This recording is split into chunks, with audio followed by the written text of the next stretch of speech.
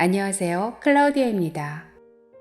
오늘은 최문경 작가의 작품 메를로 퐁트는 나에게 말하다를 준비했습니다.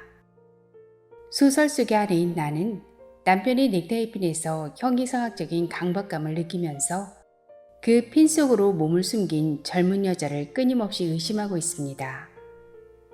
심리적인 깊이와 생각의 진폭이 큰 작품인데요. 자, 그럼 작품 속으로 함께 들어가시죠. 메를로 퐁트는 나에게 말하다. 어느 날 메를로 퐁트는 나에게 말했다. 저 그림을 보라. 그리하여 그림을 보는 순간 나는 그림 속에 꼼짝없이 갇혀버렸다. 그런데 안팎이 겹쳐진 그림 속의 어느 쪽에도 통로가 없었다. 그리하여 아예 출구가 없는 것이다. 퐁트는 다시 말한다. 그처럼 그림 속의 애매함 같은 게 삶의 진정한 모습이다. 그럼 출구는 어디 있는가?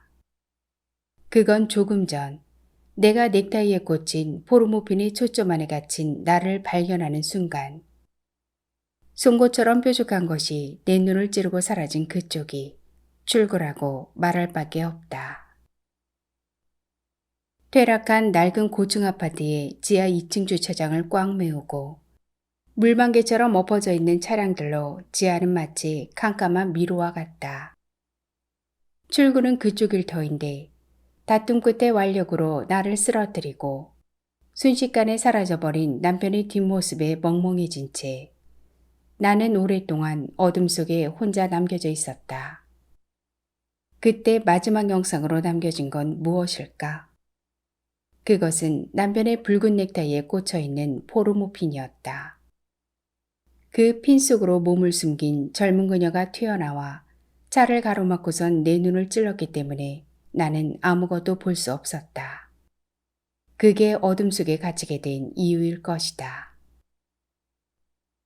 그렇다면 나는 무슨 연유로 아파트 지하 2층으로 꼭두 새벽에 길을 쓰고 잠입했을까?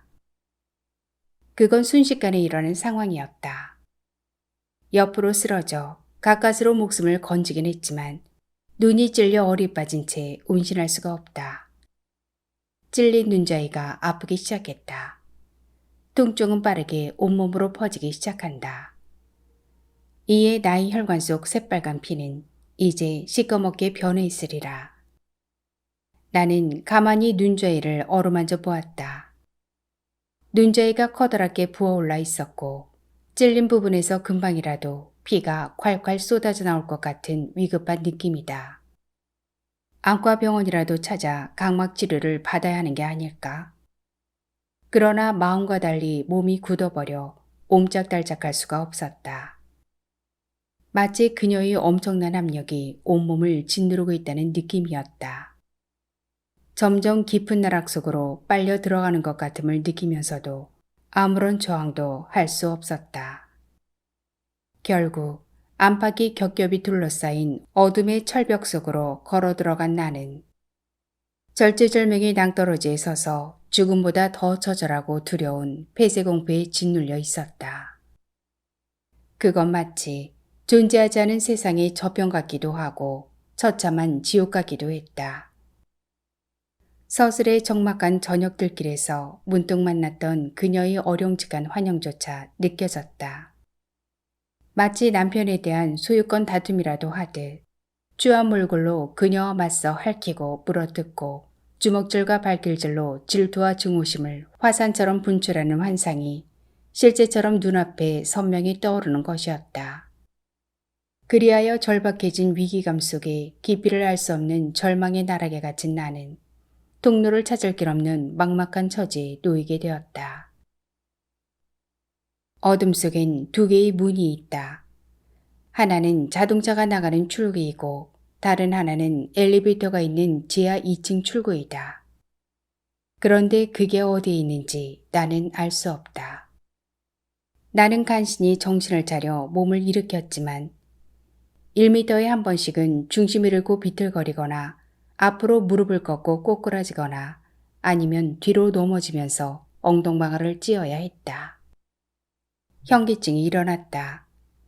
발바닥으로부터 치솟아 오르는 현기증은 심한 구역질까지도 일으켰다. 그만 가야지. 내가 여기 왜 이러고 있는 건지 도무지 생각이 나지 않는다.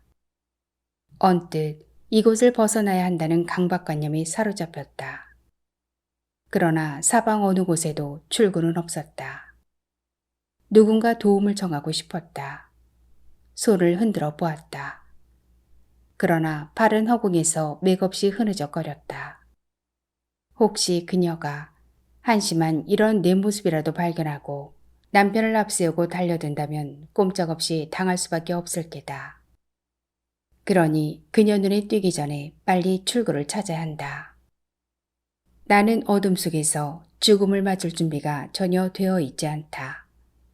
지금은 안 된다. 지금 죽는 것은 너무 허망한 노릇이다.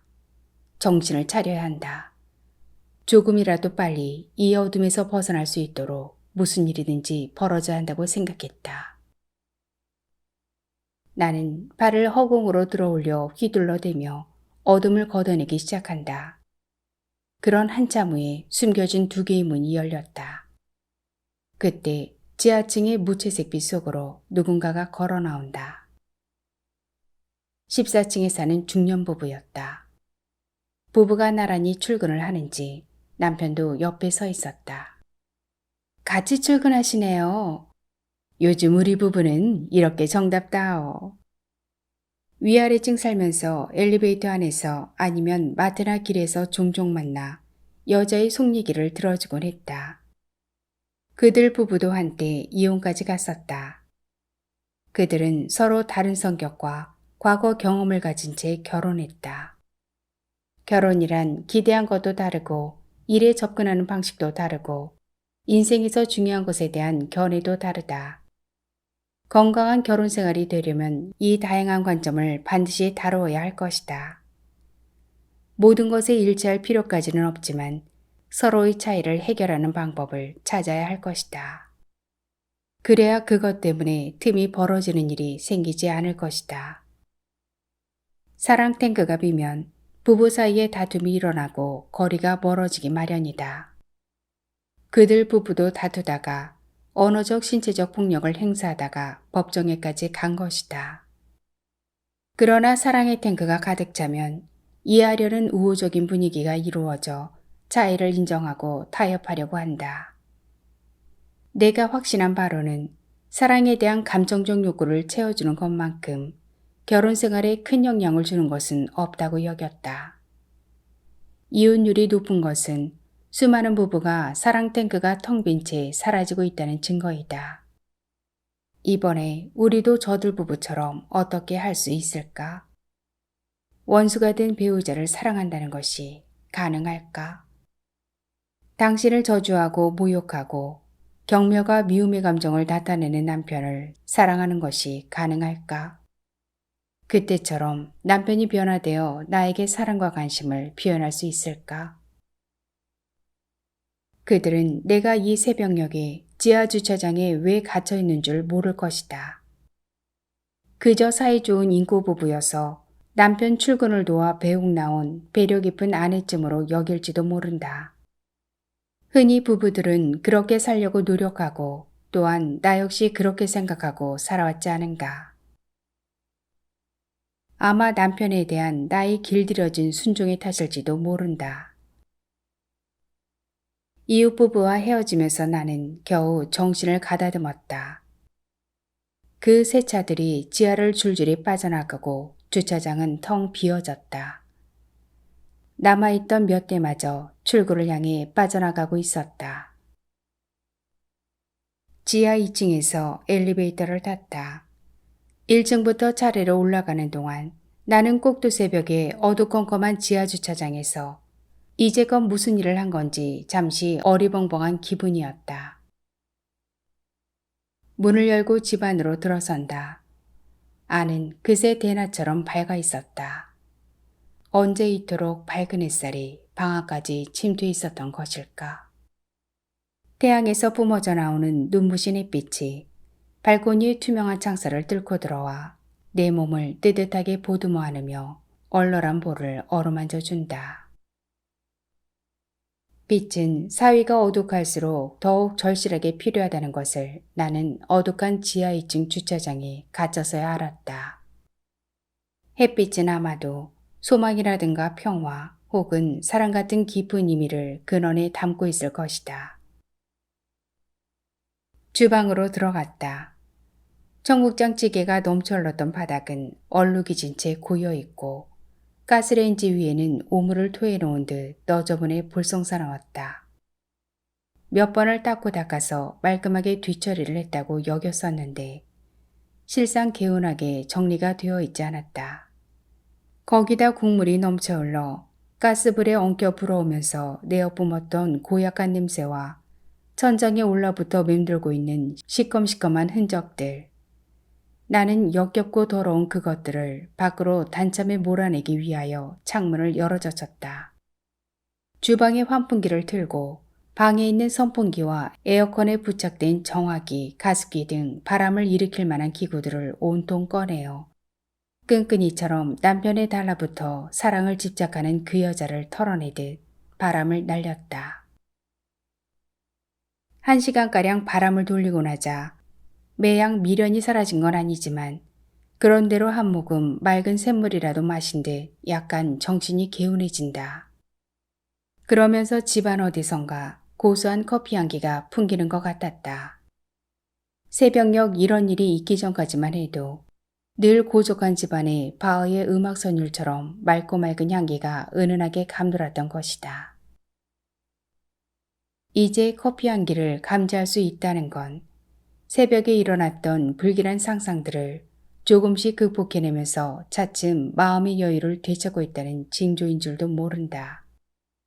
아무런 정황의 증거도 없이 단순히 남편의 넥타이에 꽂힌 핀에 신경을 곤두세우고 의욕의 불집을 태우는 것은 터무니없는 집착에 근거한 위험한 발상일 뿐이다.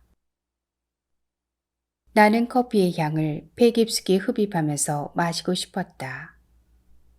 마침 거실 창 쪽에는 가족이 격조 높은 티타임을 가질 수 있게 둥근 테이블이 놓여 있다. 그 옆엔 고색 창연한 괴목 반다지가 놓여 있고 그 위엔 네모난 오동나무 다기상이 하얀 모시상부에 덮여 있는데 상포를 들추면 푸른 빛깔의 옥돌 찻잔 1습과 백남램프 여과기와 원두컵이 4대 종류가 알맞게 갖춰져 있다. 언제나처럼 아침 일찍이 남편은 연구소로 아이들은 학교로 모두들 뿔뿔이 사라지고 나면 온 집안이 사막처럼 적막해진다. 이 고즈넉한 시각이면 나는 백남램프 여과기에서 원두를 내려 옥돌 찻잔에 담고 푸른 한강이 내려다 보이는 발코니 둥근 테이블 의자에 앉아 바흐의 노래를 들으며 차를 한 모금씩 음미하면서 여과를 만끽했던 것이다. 참, 오늘은 새벽부터 기분이 엉망이긴 했지만 그럴수록 커피 향의 유혹을 뿌리칠 수 없었다. 나는 분쇄기에 남편이 즐기는 블루 마운틴을 한쪽으로 제쳐놓고 딸의 취향인 모카 골드와 아들의 모카 오리지널 그리고 내가 좋아하는 헤이즐넛만 반숟갈쯤 갈아서 퍼넣은 다음 여과기에 각각 부어 정수기물을 부었다. 남편이 평소 즐기는 블루 마운틴에만 애멸무지로 밀쳐낸 것은 새벽녘 지하 2층 주차장에서 나를 쓰러뜨리고 달아나버린 남편이 죽도록 미웠기 때문이다. 하지만 곧 마음을 고쳐먹었다. 아이들을 생각해서 블루 마운틴을 섞기로 했다. 블루 마운틴 반숟갈쯤 갈아서 여과기에 섞었다. 라이터를 켜 알코올에 불을 붙였다. 4가지가 섞인 원두는 하나의 줄기로 서서히 달아오르기 시작하면서 구수하고 신선한 냄새를 내뿜었다. 블루 마운틴 섞기를 잘했어. 그러지 않으면 줄기가 부러진 나무처럼 되는 거지. 아무리 남편이 미워도 가장인 걸 어쩌겠어. 가장의 존재가 전전하지 않는 가정은 온전하지 않을 거니까.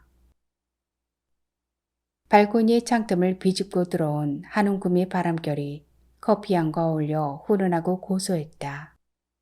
문득 남편이 갈색 티셔츠에서 맡았던 뭉클한 살냄새, 딸이 백옥처럼 하얀 목덜미에서 상큼하게 풍겼던 수밀도 냄새, 아들의 목소리에서 뿜어져 나오는 유격적인 채취가 느껴졌다.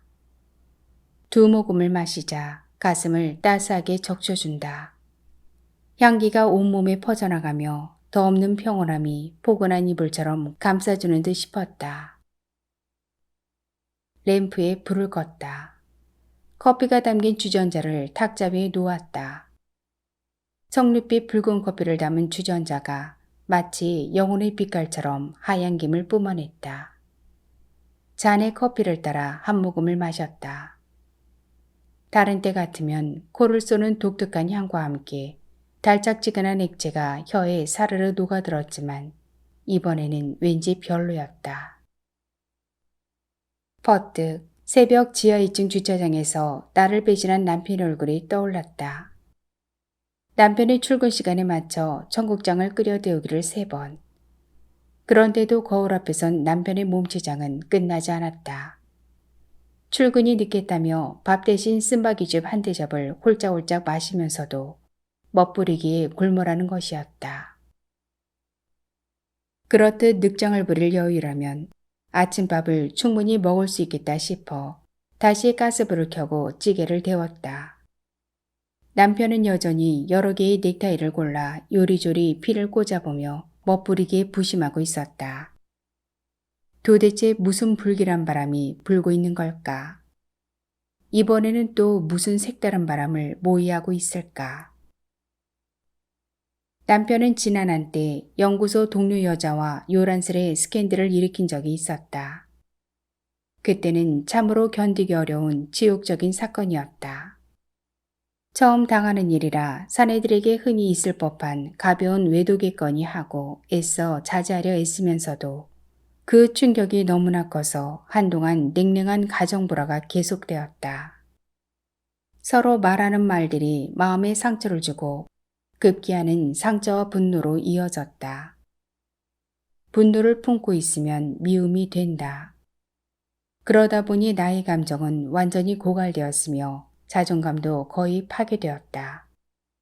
우리 결혼 생활에 희망이 있을까? 내가 미워하는 남편은 다시 사랑할 수 있을까? 남편이 나에게 사랑으로 반응할 수 있을까? 다행히도 약 1년이 지나고 나서 서로 비난하지 않고 어떻게 서로 차이점을 의논할 수 있었는지, 결속을 파기하지 않고 어떻게 의사결정을 할 수 있었는지 마음의 감정이 줄어들었다. 무엇이 우리를 변화시켰는가? 우리 부부는 사랑은 선택이라는 것을 알았다. 우리의 결혼생활 초기를 회상해보며 서로 사랑했던 것만 기억했다. 상대방에게 요구하고 비난하는 일을 계속하면 결혼생활에 파탄이 올 것을 깨달았다. 세월이 지나 스캔들은 잠잠해졌지만 그 상처만은 여전히 가슴속에 묻혀있다. 그런데 지금 남편은 또다시 무슨 짓을 하고 있는 걸까? 특별히 여자 관계가 아니라면 하찮은 넥타이 핀 하나 가지고 타이 몇 개를 골라가며 열심히 꽂아보진 않을 것이다. 포르모의 넥타이 핀은 한 달 전쯤 남편이 누군가에서 생일 선물로 받은 것이라 했다. 그게 누구인지 그녀는 물어보지 않았다. 그런데 그게 예사롭지 않은 선물인지 남편이 수상하리만큼 남다른 애착을 보이는 것이었다. 정황으로 보아 그가 혹시 연구소 여자를 다시 만나는 건 아닐까. 더는 참을 수 없었던 나는 구수하고 달콤한 냄새를 뿜어내며 보글보글 끓고 있는 돌솥의 불꽃을 줄이는 걸 잊은 채 깊은 생각에 잠겼었다. 그렇지 않고서 남편은 평소 넥타이 핀 하나에 매일 그런 속 좁은 사람이 아니다. 되레 남달리 선이 굵은 사람이다.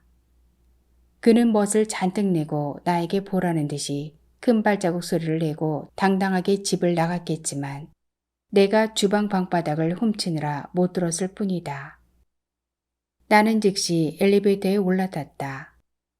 허겁지겁 지하 2층을 누르고 지하 주차장으로 뒤따라 내려가는데 그가 가뭇 없이 사라진 뒤였다.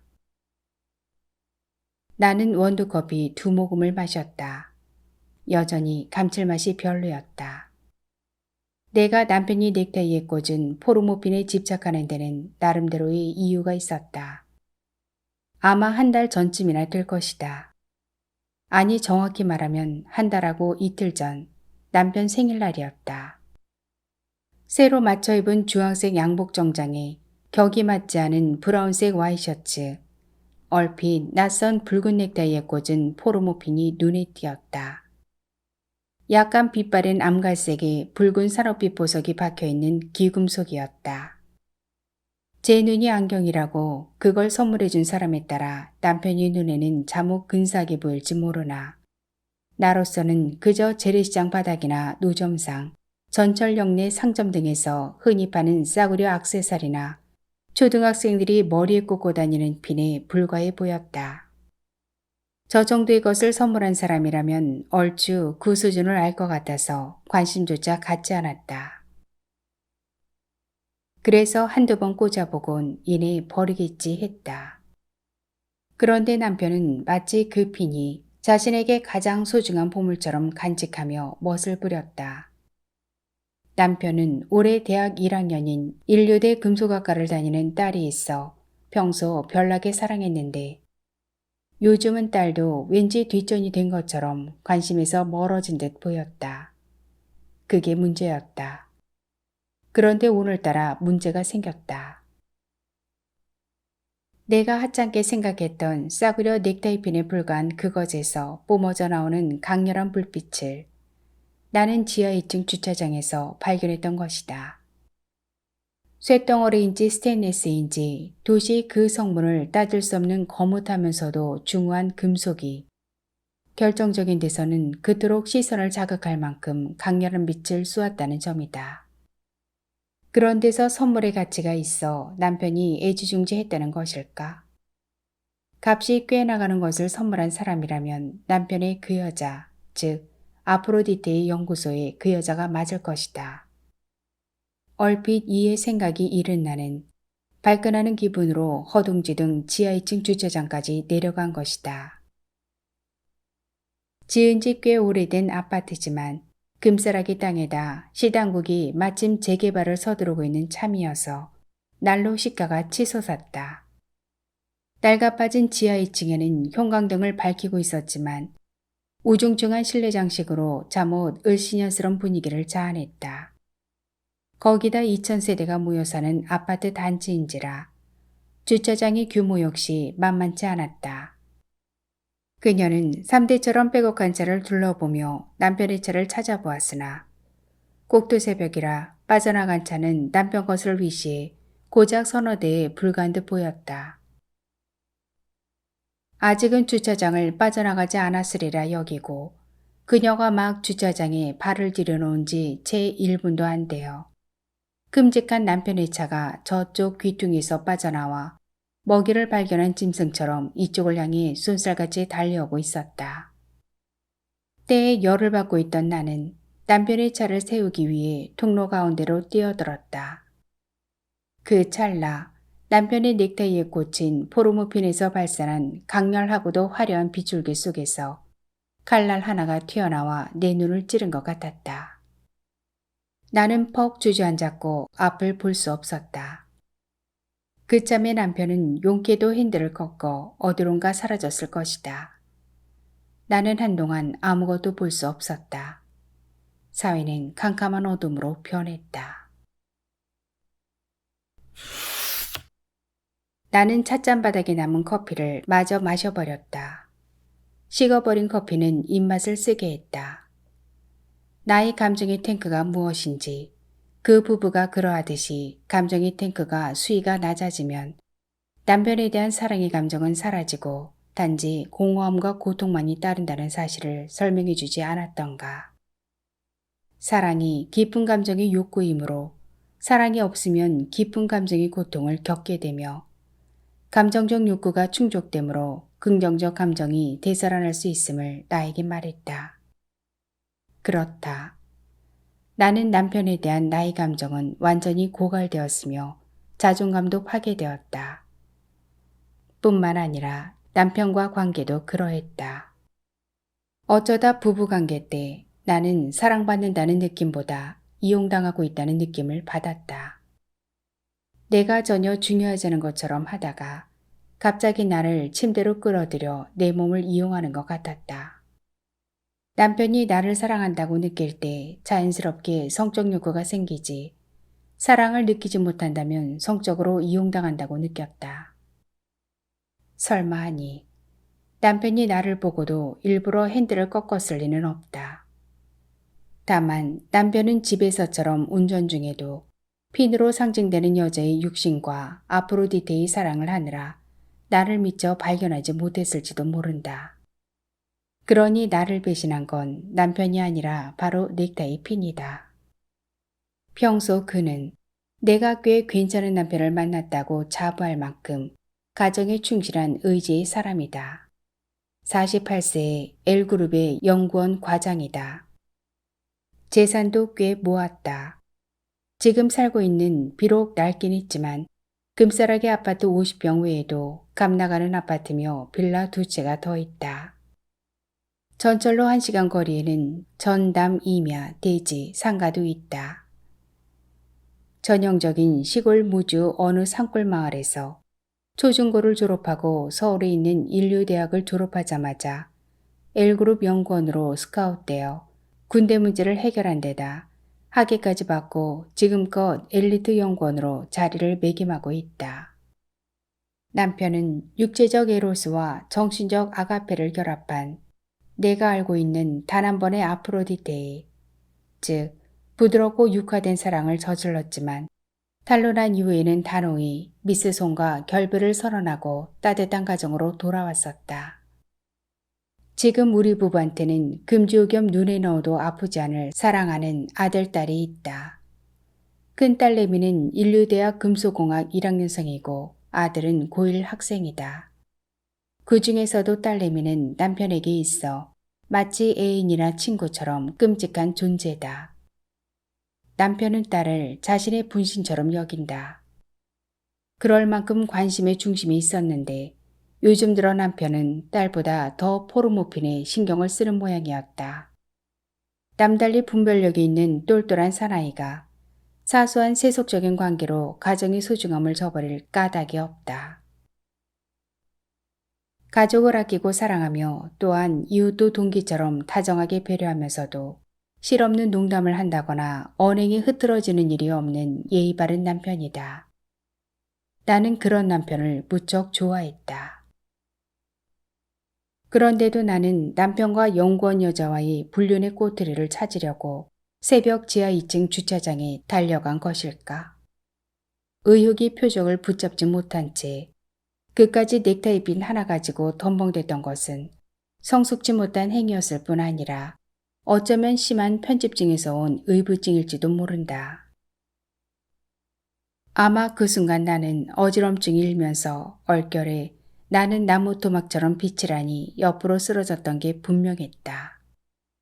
엘리베이터를 타고 허겁지겁 급히 뛰어내려온 탓인지도 모른다. 아니면 주차장에 가득한 어두컴컴한 환경의 급격한 변화 때문이었을까? 나는 잠시 어지럼증에 시달렸던 것 같았다. 한동안 지하 2층 벽에 기대어서 거친 숨을 고르고 나서야 가까스로 남편의 차를 찾았다. 남자들이 아내 아닌 딴 여자를 사랑할 때는 절로 눈이 멀고 이성을 잃어 아내를 대할 때와는 차원이 다른 처신을 보인다고 했다. 그러나 남편은 그런 사람이 아니었다. 남편은 한번 선택하고 결정한 일에는 황수와도 같이 우직하고 성실하게 밀고 나가는 근실함을 지니기도 한다. 또한 그는 물 자체는 맹목적으로 살려는 의지뿐이라는 쇼펜하우어의 염세주의를 넘어서서 이 세상을 넓고 풍요롭고 아름답게 그리고 인간을 사랑할 줄 아는 낙천주의자적 세계관을 갖고 있기도 하다.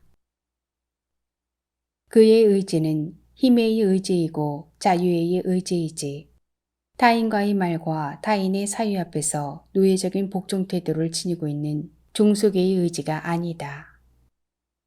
최고의 힘을 가지고 자기 이웃과 세계를 부정하고 황금 만능에 사로잡혀 남의 부를 훔치거나 약탈하는 자와는 다르다.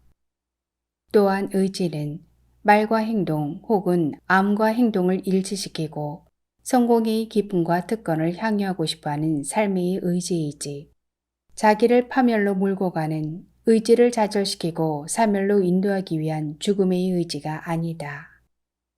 의지란 생각하고 선택하고 그것을 현실적인 차원에서 실행할 수 있는 능력을 말하지만, 모든 잡음과 잡념을 일수에 버리고 어떤 일에 집중할 수 있는 힘을 말한다. 남편은 예언자적 지성과 총명한 두뇌로서 모든 장애를 스스로 극복하고 돌파해 나가고 있는 인간이기도 하고, 저 풍요로운 남국인들처럼 헐벗고 굶주리고 있는 가운데서도 행복하게 살아가려고 저 자식만은 굶기지 않으려고 행복을 추구하는 인간이며, 모세나 테세우스 그리고 웨디푸스나 프로메테우스가 그러했던 것처럼 의지가 강한 인간은 개인의 불행이나 고통 따위에는 관심이 없다. 전화벨 소리였다. 강렬한 금속음이 연타로 울렸다. 나는 수화기를 들기 전에 먼저 오른손으로 가슴을 쓸어내렸다. 아직도 새벽녘 지하 2층 주차장에서 있었던 악몽에서 덜 깨어난 듯했다. 남편일까? 수화기를 들었다. 엄마? 나 지금 갈게. 문 열어줘. 딸 경진이었다. 이제 오후 2시밖에 안 되었는데 학교 수업이 일찍 끝난 모양이다. 허긴 요즘 대학 엑시비션을 앞두고 집에서도 밤낮으로 금붙이나 새붙이를 녹이고 공작하느라 잠은 뒷전이다. 집안에 공작실을 차려놓은 터라 작업하기 위해 일찍 오는 모양이다. 문을 열자마자 공작 도구를 잔뜩 싸들고 쌩긋 웃으며 현관으로 들어섰다. 요 며칠 사이에 딸이 몰라보게 까칠해 보였지만 고즈넉한 집안에 생기가 돌았다. 엄마 커피 마시고 계셨네요. 너도 마실 거니? 아니, 마시고 왔어요. 나는 딸의 물건을 받아 놓았다. 풀어헤쳐진 딸의 탐스러운 회갈색 머리카락을 길고 가녀린 목뒤로 넘겨주며 왠지 안쓰러운 생각이 들었다. 엄마인 여자가 보아도 딸이 선녀처럼 예쁜데 남자인 아버지가 볼 때 얼마나 사랑스럽고 예뻐 보일까. 그런데 요즘은 저 이쁜이 딸도 뒷전이고 남편이 포르모핀에 빠져 있으니 한심한 노릇이다. 그만 참았던 한숨이 저절로 빠져나왔다. 엄마, 왜? 무슨 일 있어요? 일은 무슨? 시큰둥한 반응을 보였다. 엄마, 곧 있으면 아빠 오실 텐데 얼굴 펴요. 아빠랑 통화했니? 아빠가 먼저 전화 주셨어요. 왜? 내일 엄마 생일이잖아요. 선물 때문에 전화하신 것 같은데 누가 알아요? 근사한 선물 집안에 숨겨놓고 있을지도. 숨겨놓다니? 그런 거 있어요. 대답을 피하듯 딸이 얼른 작업실로 들어가 버린다. 나는 얼마 후 집안의 분위기를 살피기 위해 아침에 틀지 않았던 교향곡 6번 비창을 틀었다. 은은한 음악이 여울처럼 흐르는 가운데 공작실에서 세부치의 광택을 내는지 방문 쪽에 잇따라 환한 불빛이 번쩍이곤 했다. 잠잠하던 집안이 갑작스레 활력이 살아난 듯 꿈틀거린다. 헌데도 나의 가슴은 왠지 허전하다. 아니, 머리끝에서 발끝까지 휘겸겨진 보이지 않는 아픔과 허무의 실체는 무엇인가? 딱히 뭐라고 끄집어낼 수 없는 애매모호한 것은 삶의 허상 아니면 어쩔 수 없는 운명에 대한 저항인가? 빗장의 곡이 끝날 무렵 남편이 집에 도착했다. 바람난 그 어느 날부턴가 남편은 그녀 앞에서 몸주치하기가 거북한 듯이 슬그머니 눈길을 피해 딸방으로 들어가선 속닥거리는 소리가 들렸다.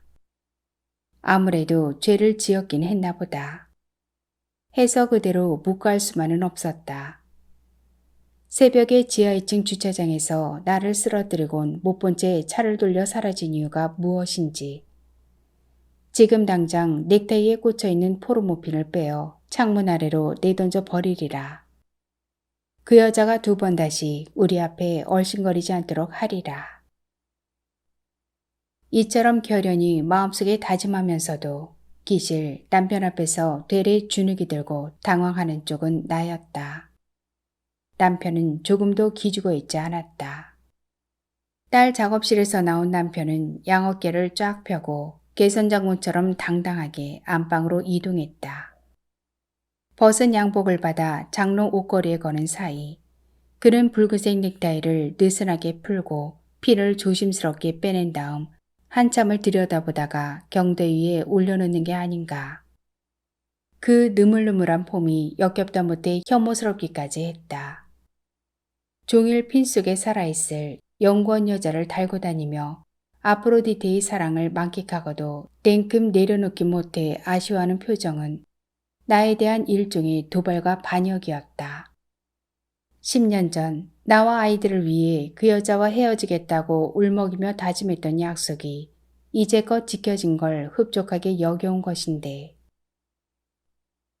한때 장렬하는 여름 태양처럼 뜨겁게 사랑했던, 그리고 어쩔 수 없이 헤어져야 했던 애틋한 사랑이었지만 그게 문신처럼 지워지지 않아서 다시 재회한 것인가. 능히 그럴 수도 있을, 어쩌면 하잘것없는 세속적인 인간관계가 왜 나를 그토록 놀라게 했는지 알 수가 없다. 이런 하잘것없는 일이 어째서 삶의 중대한 위기처럼 나를 자극한 것일까. 예기치 않았던 일이 무서운 결과로 나타나기도 하지 않던가. 이슬람교들처럼 피를 부르는 복수를 자초하는 일은 아닐까. 만약 그렇다면 이따위 일을 하잘것없는 것으로 보아서는 안 되리라. 그러니 이 지구상에서 가장 악랄하고 질긴 년놈의 인연을 작살내고야 말리라. 나는 핀을 집어들었다. 멋있네. 물건을 힘껏 거머쥐며 비아냥거리듯 말했다. 그것이 소나기에서 파닥거렸다. 내 온몸이 떨렸다. 나는 더욱 움켜쥐었다.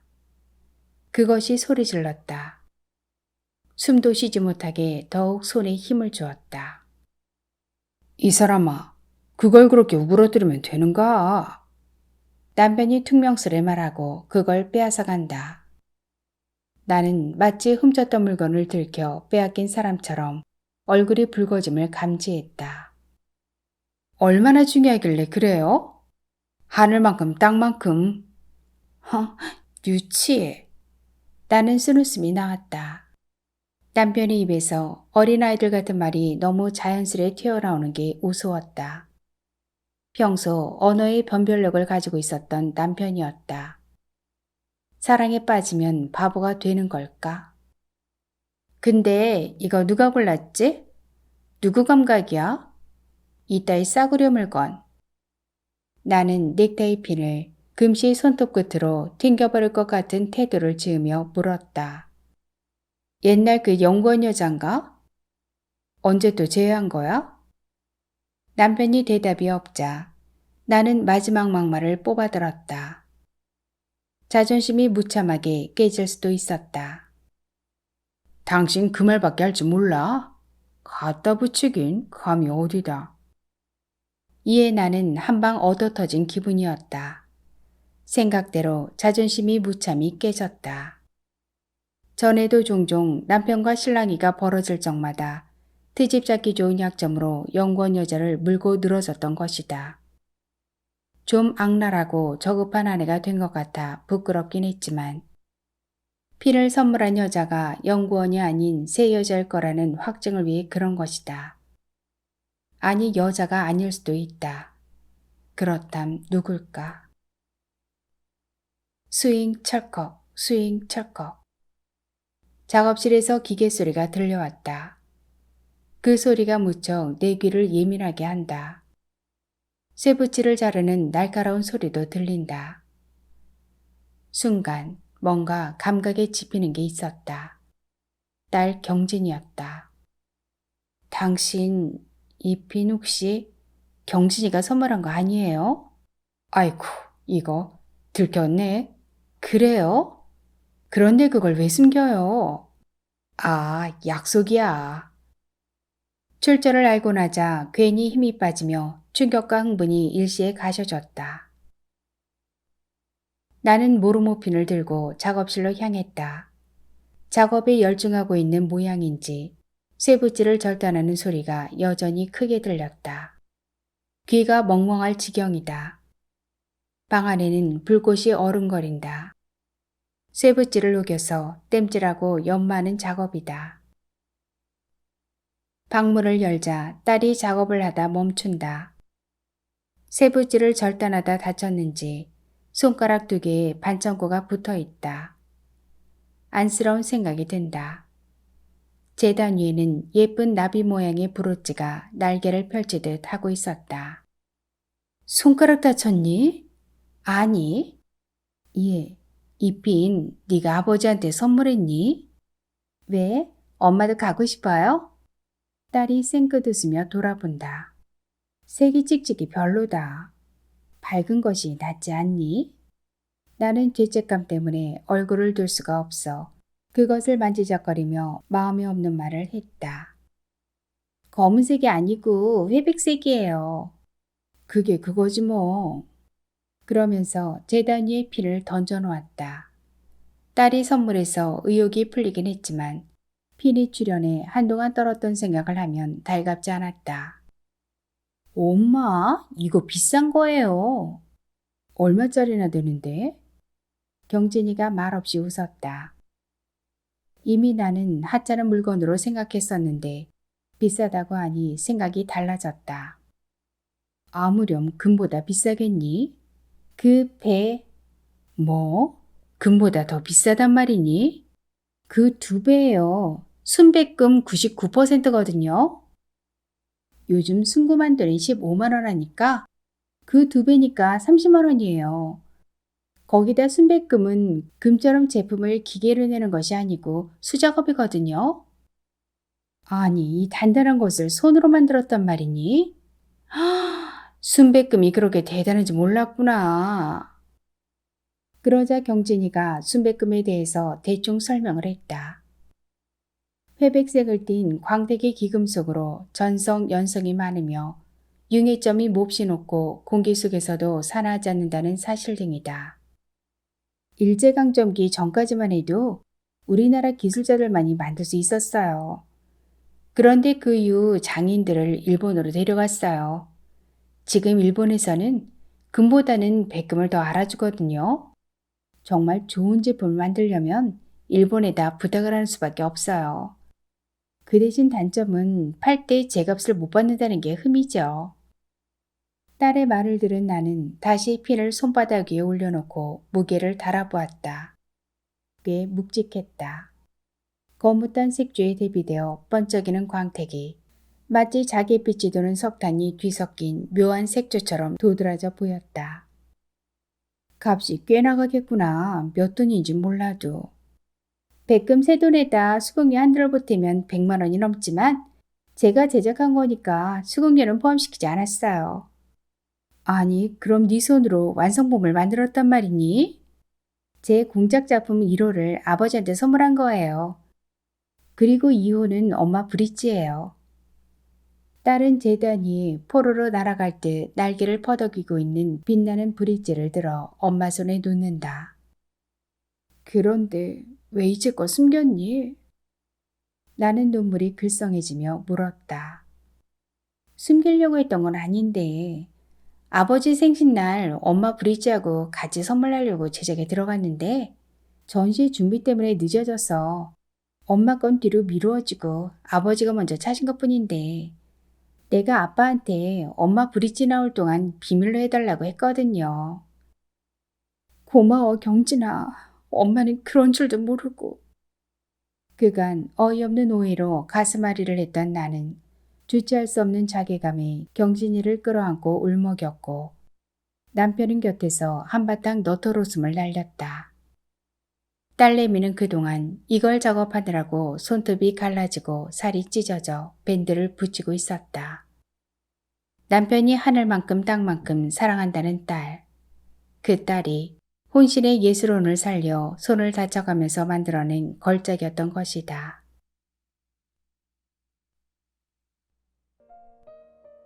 그 여자의 자화상을 준비했습니다. 소설은 찜질방 안에서 여성들끼리의 수다를 중심으로 한 이야기입니다. 그만큼 시정의 세태를 보여주고 있는 작품인데요. 여기에 등장하는 노안댁, 세지댁, 양여사 등은 우리 주변 어디에서나 있게 볼 수 있는 인물들이죠. 남녀 문제나 그 외도의 문제가 주된 관심거리인데요. 그럼 지금부터 그녀들의 이야기 속으로 들어가 보시죠. 그 여자의 자화상. 천호 찜질방 여자들은 신나게 어우러져 있었다. 노안댁이 이야기에 포로가 되어 한바탕 웃고 나면 약속에서 배어난 달콤한 참출물이 빠져나와 옷이며 사타구니까지 흥건히 젖어 있었다. 이보다 더 진땀을 뺄 수 있는 곳이 어디 있으랴 싶었다. 찜질방이란 삭신이 아프거나 저린 여자, 어린애 낳고 산후조리가 덜 되어 몸이 무거운 여자, 배가 나온 여자, 서방한테 매맞고 어열이 뭉쳐있는 여자, 남편이 바람을 피워 화가 뭉친 여자 등등 몸속에 찌든 모든 독을 풀 수 있는 곳이어서 여자들이라면 누구나 들락거릴 수 있는 열린 방이었다.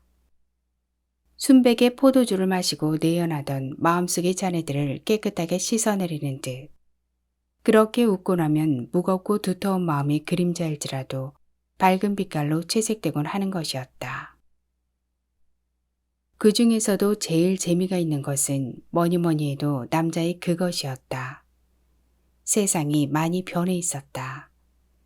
프로이드가 주장하는 웨드푸스 콤플렉스에서는 70살의 할아버지가 3살 난 여자애를 사랑하고 3살 난 남자아이는 70살의 할머니를 좋아한다고는 했는데 허긴 이 세상이 모두가 음양관계이고 보면 그럴만도 했다. 사내들의 술자리에서도 음담패설을 빼놓고는 이야기거리가 없다고 하지만 여자들이야 어찌 그러겠는가. 사내들의 쌍소리에도 얼굴을 붉히고 낯간지러워 했었는데 요새 와서 이렇게 만나다 보면 그것도 이제 옛말이 되어버렸다.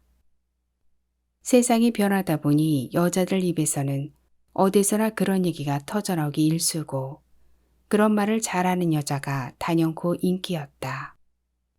처음부터 목방 사람들이 주도권을 꽉 잡고 있는 노안때 비디오 방을 운영하고 있다는 그녀가 재담을 풀어놓을 때마다 여자들은 옷에 오줌을 질금질금 싸면서 배꼽을 틀어잡았다. 그야말로 찜질보다 더한 효과를 보는 셈이다. 여름날 메마른 대지를 흡족하게 적시며 쏟아지는 장대비. 그 비를 빨아당기는 여름날의 수목처럼 싱싱한 생명감이 절로 넘쳐오르고 있었다. 찜질방은 음양 오행에 맞춰 문을 열어놓고 있었다. 카운터에 있는 자기 나이 생일 생시를 입력시키면 오행설에 의해 각자에 맞는 방에 들어가게 되어 있었다. 오행은 동양 철학에서 만물이 생성하고 만상을 변화시키는 5가지 원소인 금, 목, 수, 화, 토를 말한다고 했다. 그러나 어찌 그것뿐이겠는가. 목은 만물을 자라게 하는 육성의 덕을 맡는다 하여 방위는 동쪽이고 계절은 봄. 화는 훨훨 타는 불이라 변화의 덕으로 방위는 남쪽이고 계절은 여름. 토는 생출의 덕으로 방위는 중앙이고 사계절의 주가 되며 금은 현금의 덕으로 준엄하여 방위는 서쪽이고 수는 임양의 덕으로 방위는 북쪽이고 계절은 겨울에 해당한다고 한다. 머리를 동쪽으로 두르고 누운 세지댁은 땀에 절고 웃음에 젖어 군실거리는 사타구니를 수건으로 닦아냈다. 노안댁의 이야기는 계속되었다. 젊은 시절 남편이 이웃집 과부와 바람이 나서 남편과 여자가 벌거숭이로 열려있을 때였다. 방 안에서 벌어지고 있는 상황을 짐작하고 인기척을 했다. 잠시 후 남편이 속옷만 입은 채 나오는 것을 목덜미를 잡고 끌었다. 옷이나 입고 갑시다. 남편은 속옷바람으로 맨발에 구두도 신지 않고 개 끌리듯 끌려나왔다. 붙들고 있는 고리만 놓아버리면 남편은 과부를 꿰차고 달아나 버릴 것만 같았다. 그럴수록 그녀는 고리를 단단하게 팔목에 휘감았다. 웜에 잘했구만요. 내 속이 다 시원하네요. 내 남편이 당한 것처럼 시원하네요. 그런 짓 하는 사내들은 당이야 싸다니까요. 화덕같이 뜨겁게 달구어진 방바닥에 내 활개를 펴고 누워 얼굴에 흐르는 땀을 닦던 곱슬하게 파만 여자가 벌떡 몸을 일으키며 손뼉을 쳐댔다. 그녀의 남편도 처녀, 과부, 유부녀를 가리지 않고 바람을 피웠던 것이다. 고소해하고 통쾌해하는 것은 모두들 마찬가지였다. 그들의 몸에서는 굵은 땀방울이 목더미를 타고 내려와 옷을 적셨다. 노안댁이 한 차례 단내를 내뿜었다. 전무더미 흐벅진 가슴에 땀방울이 솟아나고 있었다. 목방에는 30대 후반의 여자가 1명 있고 40, 6명, 6, 70대가 4, 5명이었다. 모두들 그 나이를 먹고 살아오면서 어느 여자의 남편이 외도 한번 하지 않았겠는가.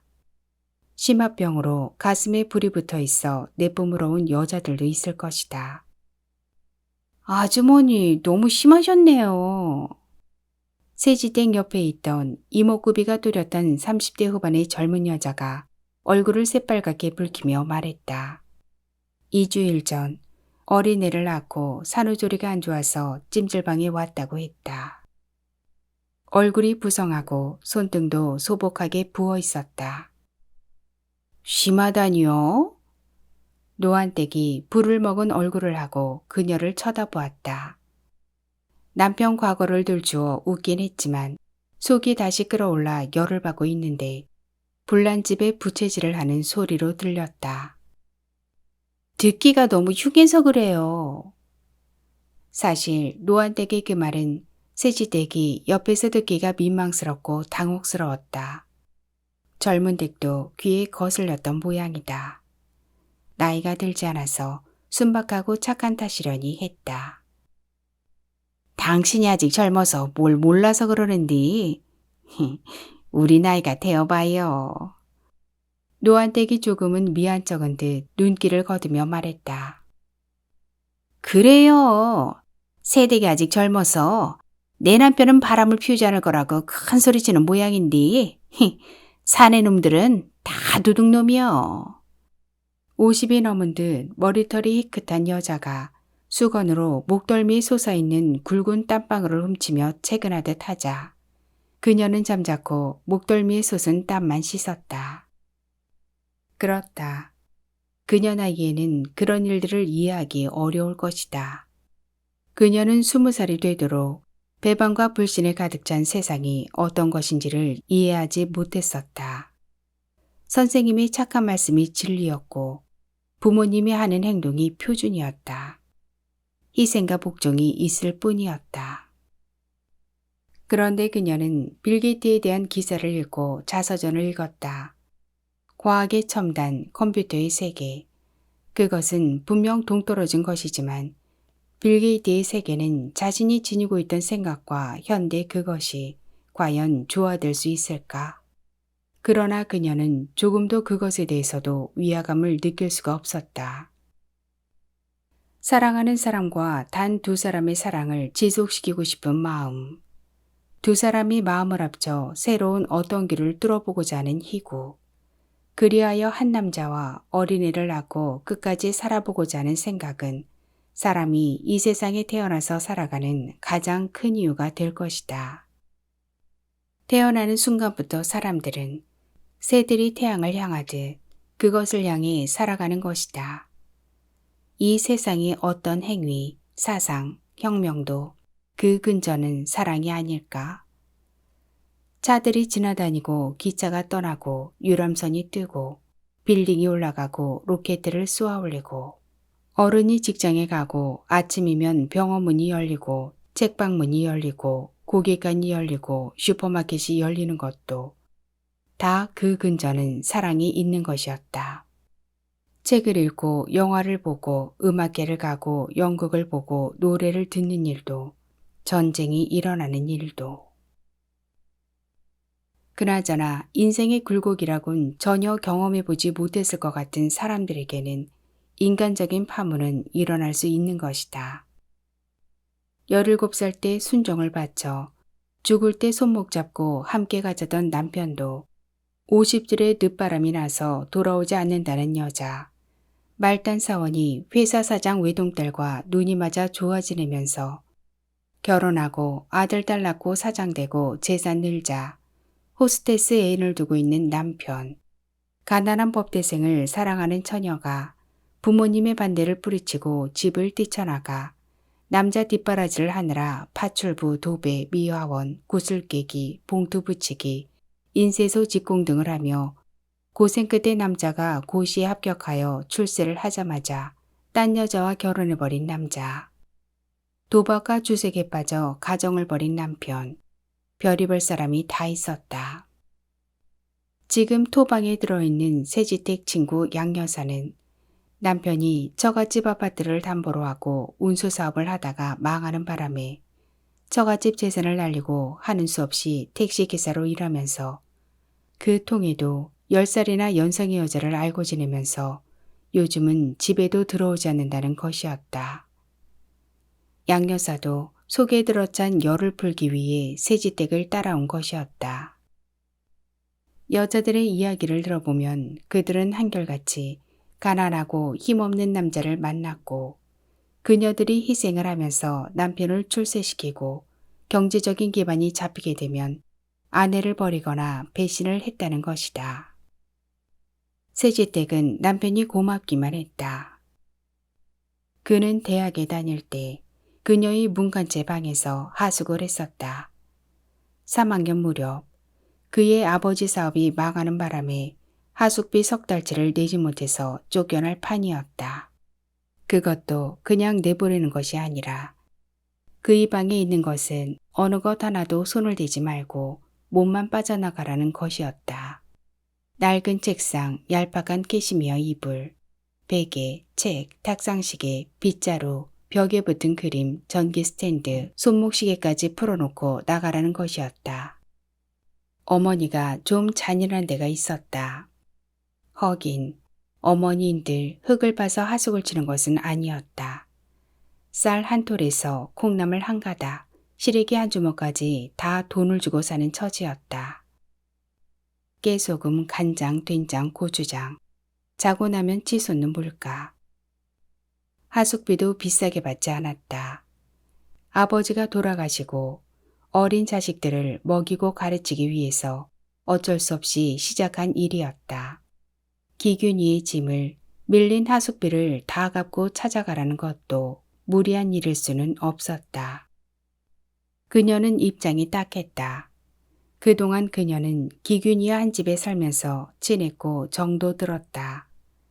가끔 영화도 같이 보러 가고 음악회도 같이 갔었다. 그런 그가 하숙비를 못 내어 집에서 쫓겨난다고 생각하니 괴로웠다. 하숙비를 안 내고 흥청망청 유흥비로 써버린 것도 아니고 아버지 사업이 잘 되지 않아 빚에 쪼달리고 살림이 거덜나서 온 식구가 거리에 나앉게 될 판국이 되어 그런 것인데 어머니는 인정도 없이 혹독하게만 구는 것이었다. 며칠 뒤 어머니는 그가 학교에 가고 없는 사이 큼직한 송판을 하나 가지고 와서 방문에 붙이고 못을 탕탕 박아버린 것이었다. 문에도 돌적이를 박아 큼직한 열쇠를 채워버렸다. 기균이가 학교에서 돌아와 이런 꼴을 보게 되면 기겁을 할 것이 뻔했다. 그녀는 미리 이런 사정을 알려주기 위해 대문 밖에서 기다리고 있었다. 그가 어깨를 축 늘어뜨리고 다가오고 있었다. 어머니가 그런 것이지만 죄를 저지른 사람처럼 마음이 아팠다. 기균 씨, 너무 놀라지 말아요. 어깨를 끌어당기며 말했다. 무슨 일인데요? 그녀는 차마 그 말이 나오지 않았다. 아무리 방세가 밀렸기로 사람 사는 방이 못질을 한다는 것은 있을 수 없는 일이었다. 그녀가 생각하기에도 어머니는 너무 독한 사람이었다. 무슨 일이 있었군요. 기규는 눈치를 알아차린 듯 말했다. 방문에 못을 박았어요. 못을 박아요? 그는 설마 그렇게까지 하리라고 생각하지 않았는지 그 말을 듣는 순간 얼굴이 새파래졌다. 경련이 일고 있었다. 너무 놀라지 말아요. 왜 놀라지 않겠어요? 제가 하숙비를 어떻게 해결해 볼게요. 관도요. 왜 내가 그대에게 그런 책임을 지게 하겠어요? 난 떠나면 돼요. 당장 떠나겠어요. 그래도 기균 씨는 당장 갈 곳이 없지 않나요? 글쎄, 그런 걱정 말라니까요. 나는 갈 대로 갈 테니까 염려하지 말아요. 그녀는 국리 끝에 어머니가 아끼는 골동품을 몇 개 몰래 내다 팔기로 했다. 어머니한테는 오래전부터 간직해온 골동품이 좀 있었다. 안방 벽장 안은 그녀의 보고였다. 두꺼운 송판으로 짠 벽장에는 퍼렇게 녹이 쓴 큼직한 자물쇠가 잠겨져 있었다. 평소에 눈여겨두었던 열쇠를 어렵사리 찾아냈다. 열쇠를 꽂고 돌리자 찰까닥 쇠 붙이가 마찰하면서 문이 열렸다. 도둑 고양이 마냥 살금살금 벽장 안으로 기어들었다. 노 등장거리, 이동식 찬압, 반직고리, 태극 문양의 팔각지함, 신설로, 절마크를 위아래 옆으로 새겨 붙인 지롱 속에는 장호지에 베껴 쓴 누렇게 색이 바른 고서가 들어있고 고리버들에도 표주박, 남바이, 비치기, 풍차, 아얌, 조바오, 자라병 등으로 들어차 위아래가 맞물려 있었다. 색종이로 꽃, 새, 글씨 등을 오려서 만든 지장 첩파를 열자 은장도에 칠보를 한 호랑이 발톱의 놀이개가 나왔다. 멀쩡하게 날이 서 있었다. 젊은 시절 남편을 떠나보내고 가슴에 품고 살아왔다는 칠보 은장도였다. 그녀는 그것을 훔쳐냈다. 엄마, 이제 기균 씨 방문 열어주세요. 하숙비 가져왔으니까요. 돈을 내놓았다. 돈을 가져왔으면 그래야지야. 그녀는 당신이 아끼던 은장도를 팔아서 준 돈인 줄도 모르고 밀린 하숙비를 한꺼번에 받은 것이 기분이 좋아서 손가락에 침을 퇴퇴 뱉어가며 돈다발을 세어갔다. 얼굴에 구슬땀방울이 맺혔다. 어머니는 문짝에 박은 못을 뚫고 송판을 뜯어냈다. 어머니는 기균 씨 어려운 사정을 알고 이번 한 번만은 봐주신다고 방문을 열어주셨어요. 옆집 친구 집에 가 있는 그한테 가서 말했다. 방문을 열었다고요? 그의 얼굴은 일그러져 있었다. 그러니까 데리러 왔죠. 고맙군요. 어머니한테 고맙다고 하세요. 착한 분이에요. 인정도 많고. 덕망도 있는 분이에요. 너무 세상 살기가 힘들고 뭐 사람들이 엄마를 그렇게 만들었죠. 원래는 그런 분이 아니에요. 그녀는 차마 어머니가 아끼던 은장도를 팔아서 하숙비로 주었다는 얘기를 할 수 없었다. 그것은 영원한 비밀이었다. 허나 어머니를 생각하니 가슴이 미어질 듯 아팠다. 아버지를 여의고 바람이 문풍지만 흔들어도 불이 나게 은장도를 꺼내들었고 마을 개 짖는 소리, 골목의 구두발짝 소리, 기침 소리. 결혼을 했다. 자네 하마터면 내 사이 못 될 뻔했네. 그때 쫓겨나 버렸으면 말일세. 어머니와 그이는 이따금 그때의 말을 주고받았다. 장모님께서 제가 은근히 욕심이 나서 하숙비를 봐주셨던 거죠. 저도 그 하숙비 봐주시는 바람에 그만 따님한테 붙잡혔지 뭐예요. 아닐세. 나 자네 하숙비 봐준 적 없네. 하루도 안 틀리게 꼬박꼬박 다쳐서 받았네. 장모님은 농담도 잘하시네요. 진담일세. 그 이야기가 나올 때마다 세지댁은 비밀이 들통나면 어쩔까 싶어 양쪽 눈치를 보느라 찜질방에서 흘리는 땀보다 더 진한 것을 빼곤 했다. 어머니가 돌아가면서 그 은장도를 몹시 찾았었다. 그것을 딸에게 물려주고 가고 싶었던 것이다. 당신이 살아온 세월보다 더 힘들고 이 세상을 살아갈 딸을 생각해서 그녀는 끼니 끓일 쌀한톨이 없어도 팔지 않고 간직했던 은장도 어쩌면 어머니께서는 그것을 미리 딸에게 주었을지도 모른다. 대개 서방님은 바람 안 피우시오? 짓궂은 노한댁이 세지댁한테 불쑥 물었다. 세지댁은 그녀의 질문이 너무 뜻밖이어서 당혹해하며 아직은 그런 일 없어요. 땀만 훔쳤다. 너무 믿지 말아요. 10끼집마다 하는 남정네 없다오. 세지댁은 피식 웃었다. 얼굴이 남편 덕보게 생겼구만. 서방도 내 복 있으면 속 안 썩인다오. 서방복이 제일 큰 복이다오. 속을 썩이다니요. 우리 집 양반은 얼마나 착한데요. 세지댁은 펄쩍 뛰다시피 말했다. 목방 여자들의 이야기를 들어보면 아무 부족함이 없어도 어느 남편이나 바람을 피워 아내의 속을 끓이지 않는 남자가 없었다. 그런데 세지댁의 남편은 얼마나 착한가. 아주머니는 참 복도 많으시구만요. 산후조리를 하러 온 젊은 여자가 발바닥까지 흐르는 땀을 훔치며 부러운 눈빛으로 쳐다보았다. 아니, 당신 남편도 속 안 썩인다면서요. 앙금이 남아있는 듯 노한댁이 비아냥거리듯 말했다. 난 그런 남편도 없구만요. 여자는 어두운 얼굴을 하고 고개를 푹 숙였다. 잉? 없다니요? 노한댁이 물었다. 죽었구만요. 언제 그런 일을 당했소? 2년 됐구만요. 여자가 낮게 대답하며 고개를 들었다. 그녀를 바라보는 노한댁의 눈이 연민으로 차 있었다. 갓난아기를 낳았잖소. 머리가 흠뻑 젖어 있는 여자의 의아한 눈으로 물었다. 여자는 미처 대답을 못하고 땀만 뻘뻘 흘렸다. 재혼을 했구만. 옆에서 눈치로 알아차리고 말했다. 그런 게 아니에요. 사내를 물었구만. 여자들의 입은 거칠었다. 딸만 셋이 있는 집에서 남자가 아들만 하나 낳아달라고 해서. 순간 세지댁은 온몸의 모든 감각의 촉수들이 한데 모아지며 벌떡 몸을 일으켰다. 큰 망치로 뒤통수를 한 대 얻어맞은 것처럼 정신이 몽롱해졌다. 몸에는 식은땀이 배어나왔다. 그래서요?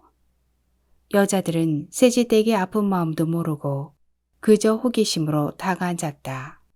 그녀는 땀을 뻘뻘 흘리고 있었다.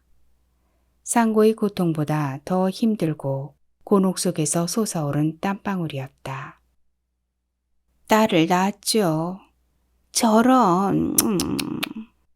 비를 맞은 듯 머리가 흠뻑 젖은 여자가 애석한 표정을 지었다. 그놈이 고추 하나만 달고 나올 일이지. 여자들은 남편이 바람 피운 것은 흠을 잡아도 아들을 못 낳아 다른 여자를 교제한 일에 대해서는 당연한 걸로 여기고 있었다. 키우기는 해도 손익이 끓여.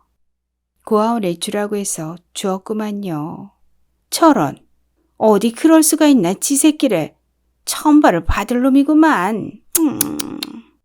누군가가 흥분해서 혀를 몹시 차면서 욕설을 했다. 부인도 알고 있어요? 모르는구만요. 세지댁은 더욱 몸이 오슬오슬 떨려왔다. 아랫도리는 물에서 나온 듯 흥건히 젖어 있었다. 남의 이야기가 아니었다. 위자료는 얼마나 줍디까? 한 여자가 그녀의 턱 밑으로 기어들며 물었다. 무슨 위자료를 줍디까? 겨우 출산비만. 취길놈 같으니라고? 여자 몸만 탐냈구만. 나쁜 놈. 아기가 눈에 밟혀요. 보고 싶어 죽겠어요. 그녀가 울먹거렸다. 그리야 네 살을 뚫고 나온 자식이게 보고 싶기도 하겠구려. 여자의 목소리에 흥건하게 물기가 배어 있었다. 모두들 눈시울이 젖었다. 무슨 직장에 나가는지 모르지만 그 고약한 놈을 당장 모가지를 잘라버리시오. 노한택이 흥분하여 악담을 부렸다. 한때 당신 남편이 바람을 피워 속썩인 일로 그 여자를 무시하고 나무랄 줄 알았는데 오히려 그녀를 동정하고 있었다. 안 되는구만요. 젊은 여자는 펄쩍 뛰다시피 손을 내저었다. 안 되긴 뭘 한대요. 옆에 여자가 눈꼬리를 올려매며 쏘듯 말했다. 그래요. 그런 놈은 이 사회에서 행세를 못하게 꽉 밟아버려야 한다고요. 여자는 흥분해서 발바닥으로 바닥을 짓이기는 신용을 하며 엉덩이를 들썩거렸다. 대학에 나가시는 선생님인데요. 더구나 그런 사람이? 여자들의 눈이 일제히 세지대간대로 쏠렸다. 그녀는 마치 내 남편이 그런 짓을 한 것처럼 얼굴을 들 수가 없었다. 그 남자가 당신 남편이구만요. 당신은 남편 관리를 어떻게 하세요? 지식인이란 대학 교수가 도덕적으로나 윤리적으로나 용납이 되지 않아요. 당신 남편도 세상 남자들하고 똑같아요. 속물이라고요. 그런데 착실하다고요. 이제라도 남편이 밖에서 무슨 짓을 하고 다니는지 좀 알아봐요. 그 사람은 이 여자한테 너무 잘못을 하고 있어요. 다 당신이 남편을 잘못 관리한 탓이에요.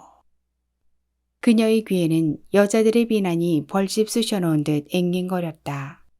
그녀는 왠지 비참해지는 마음을 추스르기 위해 두 손으로 뺨을 가렸다. 차라리 죽고 싶었다. 트레일러에 갇힌 곰처럼 눈에 보이는 것을 뒤죽박죽으로 만들고 싶은 기분이었다. 이 여자가 말하는 대학교 선생이란 사람은 남편 임기균인 것이다. 분명 남편인 것이다. 아니라면 그는 지금 어디선가 가문의 대를 이을 아들 하나를 낳아달라고 젊은 여자를 찾아다니며 방황하고 있는지도 몰랐다. 내 남편이라고 어찌 다르랴. 찜질이 끝난 여자들이 모두 일어섰다. 이제 몸의 독소를 다 배출한 터라 끈적끈적한 땀을 씻으러 나갔다. 세지댁은 몸을 움직일 수가 없었다. 장장 몇 시간에 걸쳐 땀을 뺐지만 몸에는 아직도 독소가 퍼렇게 남아있는 듯 피곤하고 청근 쇳덩이를 매달아 놓은 듯 무거웠다. 그러고 보니 몇 년 사이에 남편의 행동이 여러 번 이상했었다. 한 달이면 평균 일주일은 야간 근무를 한답시고 외박을 했었다. 또 느닷없이 스케치 여행을 떠난다고 가방에 옷을 챙겨서 나가기도 했다. 이따금 고급 와이셔츠에 넥타이 허리띠 세트를 선물 받았다며 가지고 들어왔다. 가끔 세지댁 친구들한테서 남편이 고급 음식점이나 근사한 카페에서 젊은 여자와 차를 마시는 것을 보았다는 전화가 오곤 했지만 그 여자가 누구냐고 물으면 제자였다고만 했었다. 스승과 제자 사이에 차 마시는 것쯤 이해 못할 그녀가 아니었다. 그런 일은 당연히 있을 수 있다고 그녀는 조금도 남편을 의심하지 않았다. 샤워를 마친 여자들이 저희들끼리 얼굴을 맞대고 수근거리며 키드득 웃으며 돌아왔다. 나가서 샤워하고 오세요. 몸이 아주 가벼워요. 이마가 툭 튀어나온 여자가 배실배실 웃으며 말했다. 벽을 짚고 몸을 일으킨 그녀는 물속을 걸어가듯 휘적휘적 걸음을 옮겼다. 그녀의 친구 양여사가 머리에 수건을 둘둘 감고 샤워정을 나오고 있었다. 예, 내 방에 있는 비디오 가게 아주머니 말이야. 그 여자 어디서 본 듯한 얼굴이야. 어디서 보았는데? 세지댁은 힘없이 물었다. 내 남편 택시 속에서. 손님일 수도 있지. 글쎄. 고개를 갸웃거리며 사라지는 친구 양여사를 멀거니 바라보고 있다가 그녀는 샤워실 문을 열고 들어갔다.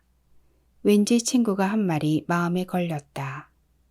그렇다면 비디오 가게 주인인 노한댁이 지금 바람을 피우고 집에도 들어오지 않는다고 하는 그녀의 친구 양여사 남편과 무슨 관계가 있는 것일까? 원수는 외나무다리에서 만난다더니 피해갈 수 없는 재앙의 연속일까? 이건 우연이 아니다. 운명론자들이 말하는 필연일 것이다. 이미 만나기로 예정되어 있는 숙명이다. 그러지 않고서는 어찌 이런 일들이.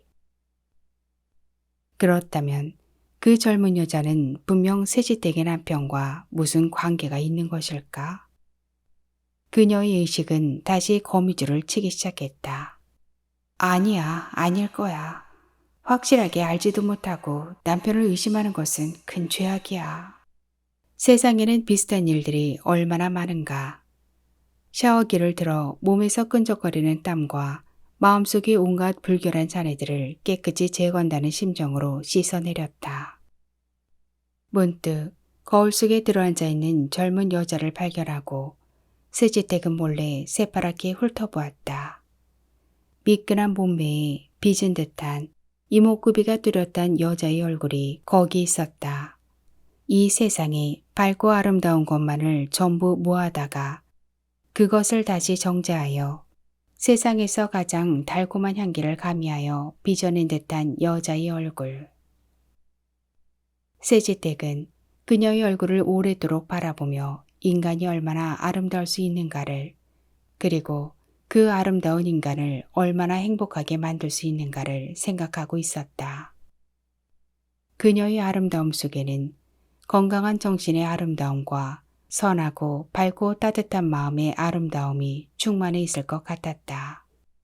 그녀의 모습을 바라보고 있노라면 어느새 무겁고 두터운 마음의 그림자들이 밝은 빛깔로 살아나기 시작하였다. 저렇게 아름다운 여자라면 내가 남자라도 사랑하지 않을 수 없을 것이야. 당연하지. 사랑은 하느님이 주신 선물이니까. 최문경 작가는 경북 고령 출생으로 1991년 문예지, 1998년 광주 매일신문 신춘문예에 당선이 되면서 등단하였습니다. 장편소설로 숫자화 속의 나그네, 장마는 끝나지 않았다, 물안실 등이 있고 제1회 문해바다 소설문학상을 수상한 바 있습니다. 구독과 좋아요, 알림과 공유는 우리 모두에게 큰 힘이 됩니다. 감사합니다.